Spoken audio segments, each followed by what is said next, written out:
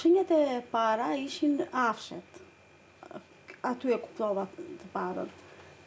Ishin pagjumësia, natën, ngriesha shumë herë natën, dhe vazhdoj akoma të ngrihem, stres, më ndëruan hormonet, dhe ndërimi i hormoneve më shkaktoi probleme tjera më të mëdhaja, si për shembull një gjendje në gjoks. Dhe vazhdoj akoma që t'i kem këto simptoma. E ke biseduar me të afërt që dhe të kuptojnë për gjithë ato çfarë ti po kalon?